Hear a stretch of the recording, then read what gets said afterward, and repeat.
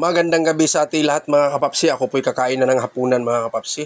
Ulam ako mga kapapsi. Sinigang na limpo mga kapapsi. Isang mangkok na sinigang at saka may gulay din tayo. Baguio Pits. Ay, napaka-fresh mga kapapsi. Tingnan mo hitsura niya mga kapapsi. Talagang sariwang-sariwa. At saka may sausawan din tayong ginawa mga kapapsi. May own version lang yung sausawan ko mga kapapsi. Mawala yung siling haba. Hiniwa ko na lang siya. At saka naglagay tayo ng bawang at saka kamatis. Siyempre di mawala yung kalamansi. Ngayon, ako po'y kakain ng hapunan mga kapapsi. Kung sino pang hindi kumain, sabayan niyo ako. Kain tayo ng hapunan. Napakasimpleng ulam nito mga kapapsi. Pero para sa akin ay napakasarap niya. Yan, hinigop ko agad yung sabaw ng sinigang mga kapapsi. Medyo natatakam ako. Matagal ako hindi nakakain ng sinigang. Kaya ito na naman ngayon. Tamang-tama. Pag uwi ko sa bahay, yan yung ulam ako. Ngayon, ako po'y kakain na. Kung sino pang hindi kumain dyan, sabayan niyo ako. Kain tayo. Yan. Baguio Pizza ay napakasariwa. Yan o. Tag-isang tupi lang mga kapapsi, so subo na agad. At pasensyanan nyo si kapapsi pag ganyan ang itsura ko pag ako'y kumain.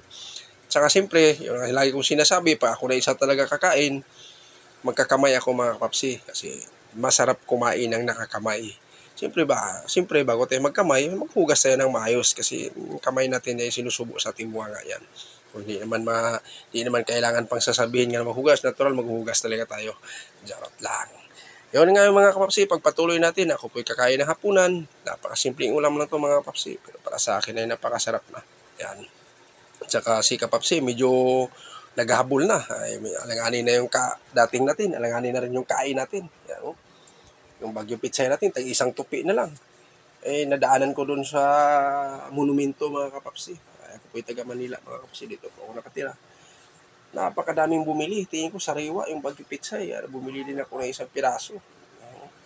Kaya tamang-tama din. Pag uwi ko dito, ulam namin, sinigang, papartner natin. Yan. Pasensya na nyo si kapapsi dahil gutom na talaga.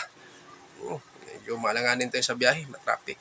Yun ay, pagpatuloy na natin. Update ko lang din yan sa inyo mga kapapsi dahil medyo natatakam tayo sa mga ganitong klaseng ulam. Yan o.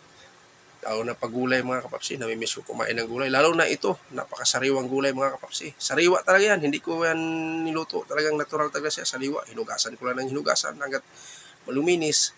Tsaka gawa tayo ng sausawan para maganda. Yan o. Talagang napakasarap talaga mga kapapsi. Talagang subo natin, talagang hindi mapigilan. Pangmalakasang subo na talaga. O. Lalo na pagdating ng sinigang, lalo na yung sinigang ko, napakaraming gulay din, napakaraming ricados. Kaya kunti lang din kinuha ko sa lagayan kasi mamaya tinatansya ko lang. Kasi sayang pag hindi maubos, ay pwede naman tin baunin yan bukas. Yan, yung sinigang ko mga kapapsi. Yung natira, babaunin natin bukas sa ating trabaho dahil ang pasok ko po ay pang-araw. Yan. At saka, siyempre may gulay din tayo. Napakalalong sumasarap yung kainan natin. Pero mamaya, papakin natin yan kung mayroon pang matira.